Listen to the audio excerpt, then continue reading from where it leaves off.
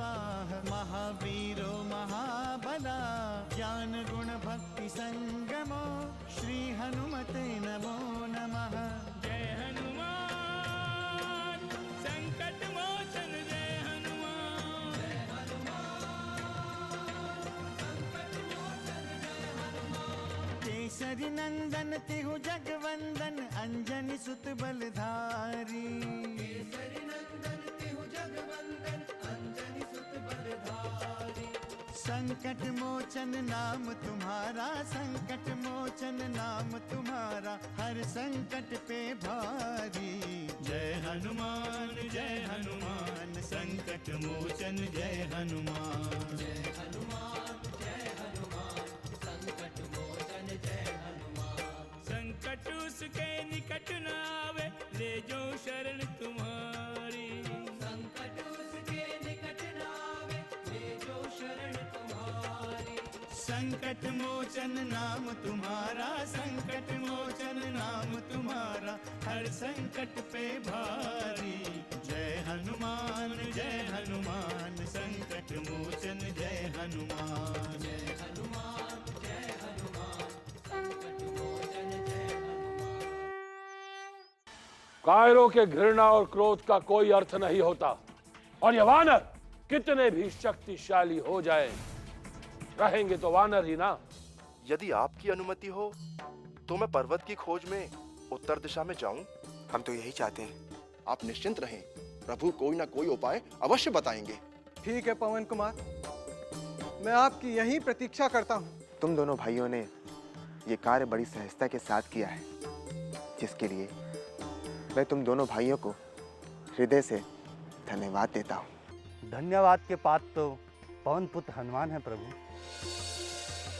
जिन्होंने एक क्षण भर के लिए भी विश्राम नहीं किया प्रभु।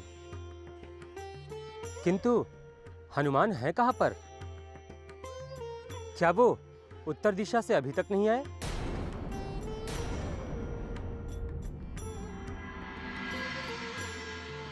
अब तो पर्वतों और शिलाओं की भी कोई आवश्यकता नहीं है। इस सेतु के निर्माण होने की प्रथम सूचना का अधिकारी हनुमान ही है।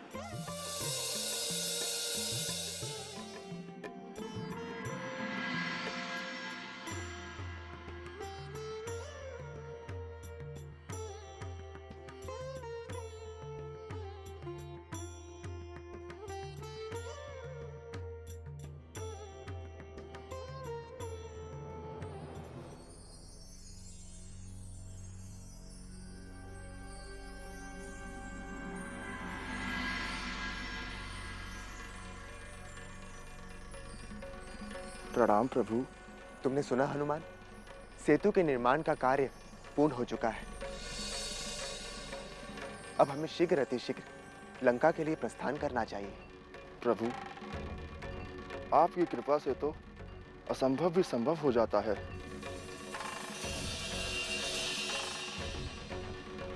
यह सेतु निर्माण का कार्य तो आपकी कृपा का ही फल है, किंतु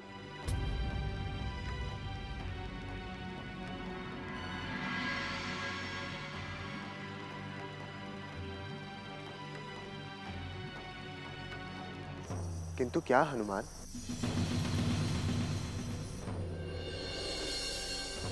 भैया, लगता है हनुमान कोई विशेष सूचना लेकर आए हैं। सब कुशल तो है ना हनुमान? हाँ प्रभु,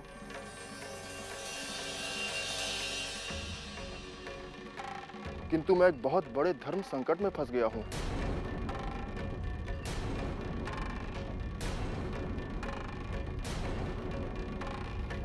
अब आप ही उसका समाधान कर सकते हैं प्रभु। हनुमान, तुम तो स्वयं संकट मोचन हनुमान हो। तुम्हारे समक्ष ऐसा कौन सा संकट उपस्थित हो गया है? प्रभु, आपकी अनुमति से मैं उत्तर दिशा में सेतु के निर्माण के लिए शिलाएं लेने गया था। वहीं हिमालय क्षेत्र में मुझे पर्वतराज गोवर्धन मिले। ये आप क्या कर रहे हैं पवन कुमार?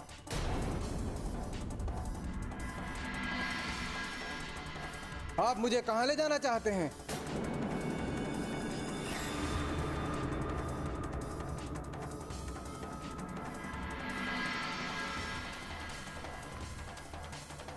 कौन है आप?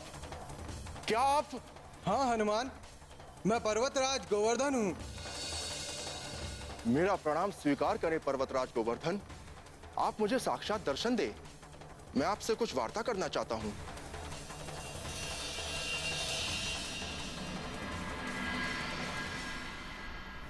मुझे क्षमा करें पर्वतराज गोवर्धन, मैं आपको पहचान नहीं सका। किंतु मैंने आपको पहचान लिया केसरी कुमार। मैं गोलोक से भूलोक पर प्रभु श्री राम के दर्शन के लिए आया हूँ। मैं यहाँ वर्षों से उनके आगमन की प्रतीक्षा कर रहा हूँ, इसीलिए आप मुझे कहीं और न ले जाएं। अहो भाग्य, ये सब प्रभु श्री राम की ही लीला है पर्वतराज। चलिए, मैं अभी आपको उनकी सेवा में ले चल रहा हूँ। क्या आप सत्य कह रहे हैं पवन पुत्र? क्या मुझे श्री राम के दर्शन हो जाएंगे? अवश्य अवश्य आपको उनके दर्शन होंगे। मैं उन्हीं की प्रेरणा से इतनी दूर तक आया हूं। आपकी मनोकामना अवश्य पूर्ण होगी। किंतु आप मुझे ले कहां जाएंगे और मुझे श्री राम कहां मिलेंगे? प्रभु श्री राम धर्म और सत्य की रक्षा के लिए रावण से युद्ध करने जा रहे हैं। लंका में जाने के लिए सेतु का निर्माण किया जा रहा है। आप प्रभु श्री राम के कार्य में सहायक बनकर उनके कृपा पात्र बनेंगे। उन्हें आपके दर्शन की प्रतीक्षा थी प्रभु। मैं उन्हें आपके दर्शन के लिए और सेतु निर्माण के कार्य में सहायक होने के लिए ला रहा था कि तभी मुझे सेतु निर्माण के कार्य के पूर्ण होने की सूचना मिली।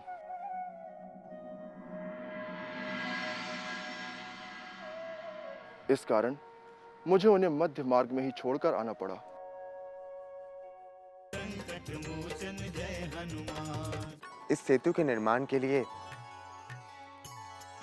हमें महादेव शिव की कृपा प्राप्त हुई है।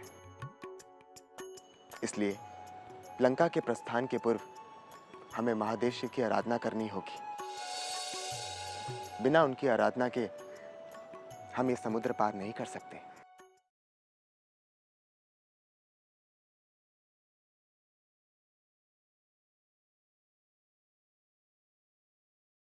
संकट मोचन जय हनुमान। हनुमान, परंतु इसमें धर्म संकट की क्या बात है? भैया, मैंने उन्हें प्रभु श्री राम के दर्शन कराने का वचन दिया है।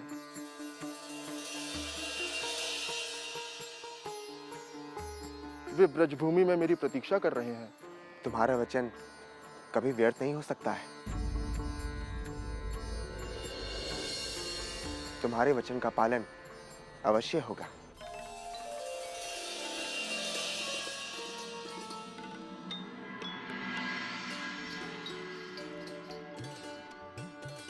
तो क्या आप ब्रजभूमि चलेंगे प्रभु, या मैं ही उन्हें यहाँ लेकर आ जाऊं? ब्रजभूमि गिरिराज के लिए उत्तम क्षेत्र है। मैं उन्हें वहीं दर्शन दूंगा। तो शीघ्रता करें प्रभु। आप मेरे कंधे पर बैठ जाएं। मैं अभी आपको पर्वतराज गोवर्धन के पास ले चलता हूं। हनुमान, प्रत्येक कार्य का समय सुनिश्चित होता है, किंतु इस समय तुम्हारे वचन के पूर्ण होने का समय अभी नहीं आया है। मैं कुछ समझा नहीं प्रभु। अभी तो केवल उन्हें क्षण भर के लिए मेरे दर्शन होंगे।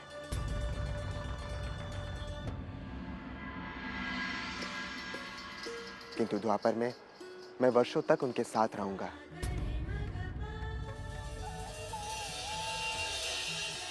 और वो भी याद करेंगे कि हनुमान ने उन्हें वचन दिया था। किंतु प्रभु। चिंता ना करो हनुमान, मैं तुम्हें वचन देता हूं कि द्वापर में मैं पूरे 7 दिनों तक उन्हें अपने हाथ पे उठाकर रखूंगा। आप धन्य हैं प्रभु, आप धन्य हैं।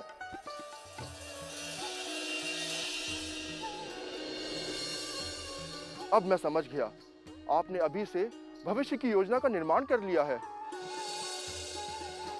आपकी लीला अपरंपार है प्रभु, आपकी लीला अपरंपार है।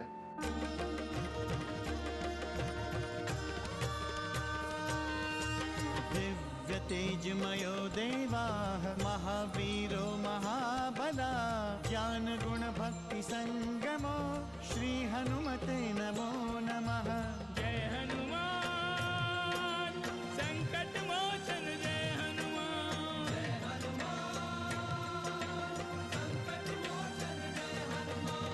अलग अलग नामों से पूजे तुमको भक्त पुजारी।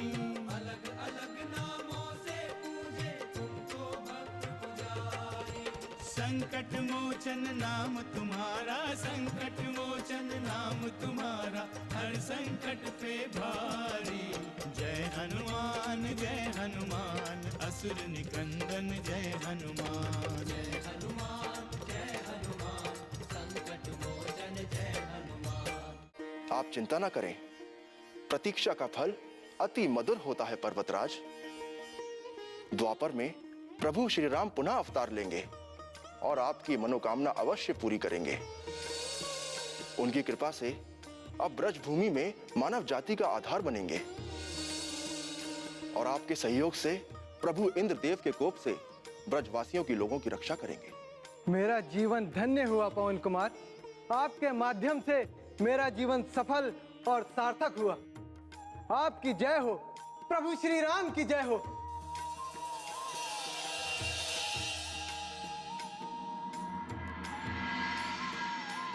जय श्री राम। संकट मोचन जय हनुमान। कैलाश का शिवलिंग बड़ा ही उत्तम माना जाता है। क्या तुम प्रभात काल तक कैलाश से शिवलिंग लेके लौट पाओगे? आपकी कृपा से मैं रात्रि में ही लौट आऊंगा। पुनः तुम प्रस्थान करो हनुमान। कैलाश में महादेव शिव का आशीर्वाद लेना मत भूलना।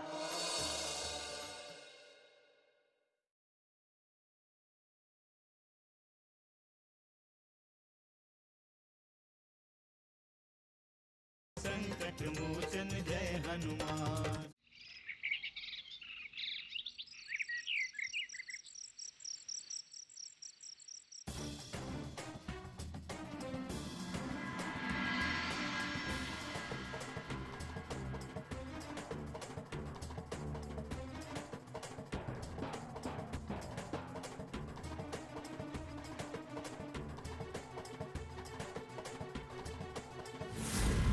क्षमा करें लंकेश, मुझे क्षमा करें।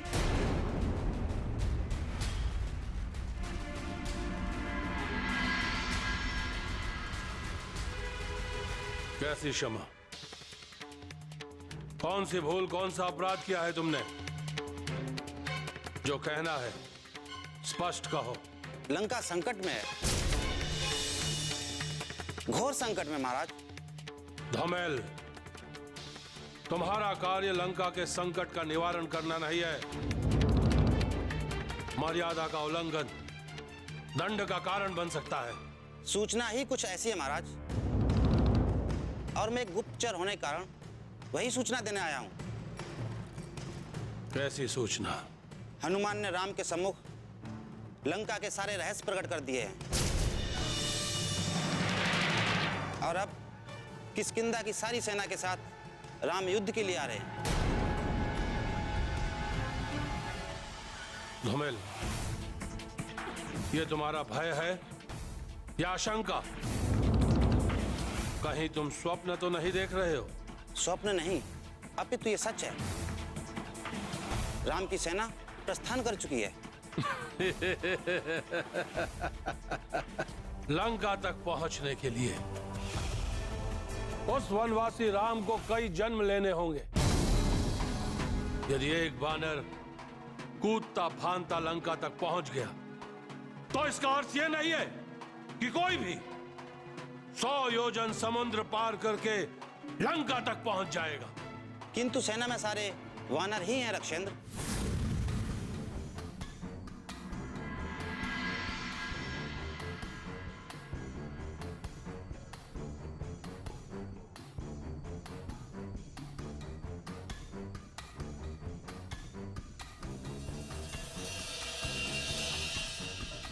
कदापि नहीं। वो लंका पर विजय प्राप्त नहीं कर सकता, कदापि विजय प्राप्त नहीं कर सकता लंका पर। केवल सागर पार कर लेने से कुछ नहीं होगा, कुछ नहीं। राम कुछ नहीं कर पाएगा और उसकी वानर सेना भी कुछ नहीं कर पाएगी। रक्षपति विभीषण अपने मंत्रियों के साथ समुद्र पार कर चुके महाराज। कहां गए वो राम से मिल गए महाराज। असंभव। किंतु ये सच है महाराज, मैंने स्वयं उन्हें देखा है। राम और उनके भ्राता लक्ष्मण ने पूरी सेना की उपस्थिति में उनका अभिषेक भी कर दिया है। वो उत्पाती वानर हनुमान भी वही था। अभिषेक? कैसा अभिषेक?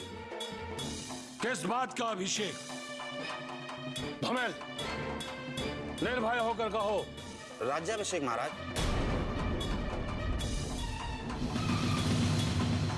राम ने विभीषण से मिलते ही आपके अंत की घोषणा भी कर दी और क्या? और उन्होंने महाराज विभीषण को लंका का अधिकार भी दे दिया। क्या विभीषण ने यह सब स्वीकार कर लिया? क्षमा करें महाराज, उन्होंने राम का साथ देने का वचन दिया है और साथ ही साथ लंका के सर्वनाश करने की शपथ भी खाई है। इन सब के मूल में वो दुष्ट विभीषण है। विभीषण वही लेकर आ रहा है उस राम को। राम से अधिक दोषी तो वो विभीषण है। पहले उसका वध करना होगा, उसका वध करना होगा पहले।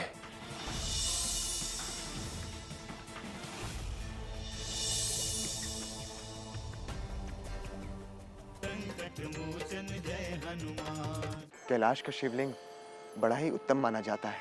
क्या तुम प्रभात काल तक कैलाश से शिवलिंग लेके लौट पाओगे?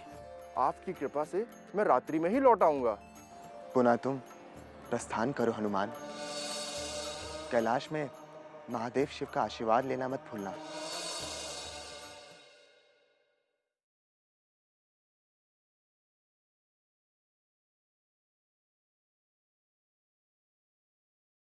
संकट मोचन जय हनुमान। भैया, अब तो सेतु निर्माण का कार्य पूर्ण हो चुका है।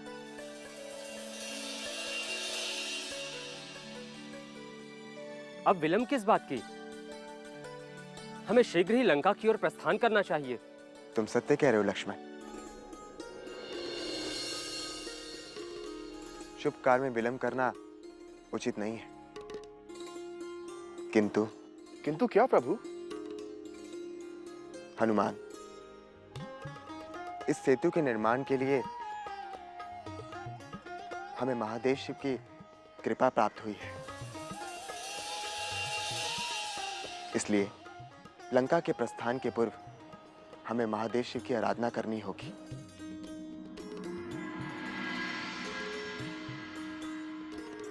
बिना उनकी आराधना के हम ये समुद्र पार नहीं कर सकते। किंतु प्रभु, यहाँ ना कोई पूजन की सामग्री है और ना कोई साधन। हम महादेव शिव की पूजा का आरंभ कैसे करेंगे? पूजन हृदय से किया जाता है वानर सुग्रीव, साधनों और सामग्रियों से नहीं। भैया, हमें इस भव्य कार्य के पहले विधिवत पूजन करना चाहिए। ऐसा ही होगा लक्ष्मण। महादेव का पूजन समस्त देवों का पूजन है। श्री राम, पुनः ग्रहों और नक्षत्रों की स्थिति के अनुसार शुभ लग्न निर्धारित करें, जिससे महादेव का आशीर्वाद मिले और इस अभियान में कोई बाधा ना हो। कल प्रातःकाल सर्व सिद्धि योग है।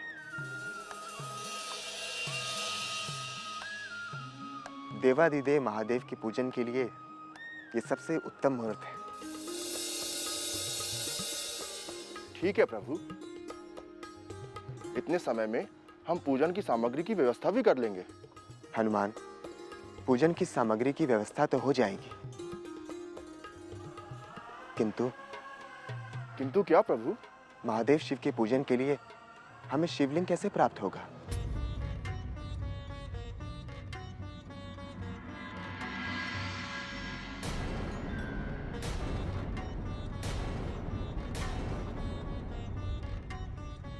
हाँ हनुमान, शिवलिंग इस प्रदेश में कदाचित नहीं मिल पाएगा,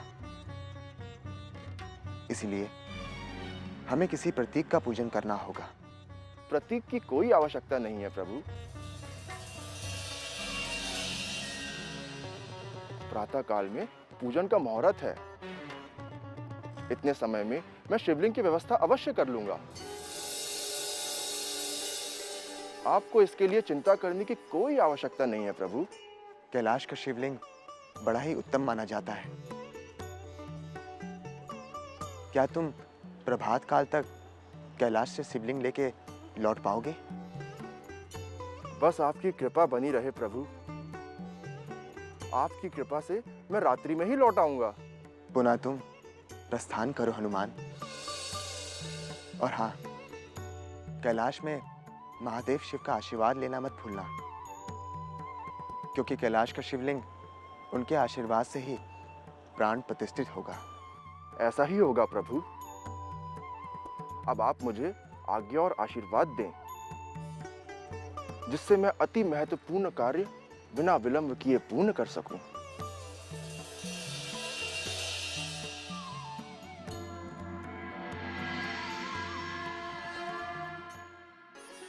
कृपा करें महादेव, प्रभु श्री राम मेरी प्रतीक्षा कर रहे हैं। अवश्य हनुमान, इस शिवलिंग को ग्रहण करो।